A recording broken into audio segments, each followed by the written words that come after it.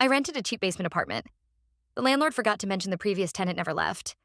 The ad said cozy basement studio, utilities included, must love character. It was half the price of anything else in the city, which should have been my first warning. The landlord, Mr. Danner, met me at the gate, jangling a ring of keys like he was hoping I wouldn't ask which one was for the basement. He smiled too much, the kind of tight smile that never quite reached his eyes.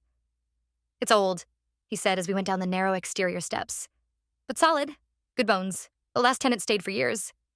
The door stuck halfway, then opened with a shudder like it didn't want us there. The apartment was small.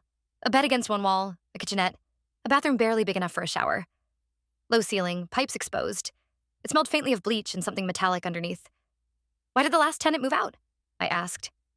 Danner's smile flickered. "Didn't. He left suddenly. Travel. You know how young people are." I was standing in a cold patch of air.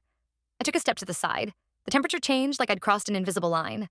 There was a cupboard above the sink, painted the same color as the wall, its door nailed shut with 3 crooked nails. I gestured toward it. "Does that not open?" "Old pipes," he said too quickly. "Painted shut years ago. You don't need it." I signed the lease anyway. That night, I lay in bed listening to the house settle. The sound was different down there. Less creaking, more shifting. Something moved inside the wall behind my headboard. A slow dragging like a hand feeling its way along the studs. Probably rats, I told myself. Just rats. At 2:11 a.m., I woke up to faint tapping.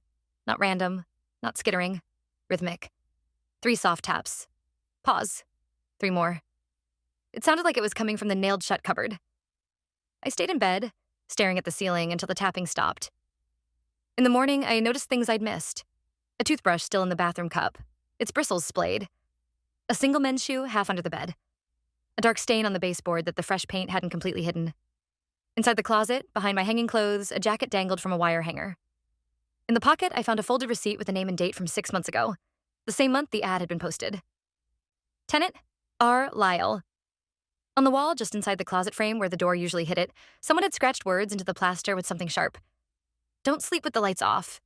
He hates when you can't see him." A cold breeze brushed the back of my neck. I turned slowly toward the bed. There were 2 shadows on the floor, and only one of them was mine.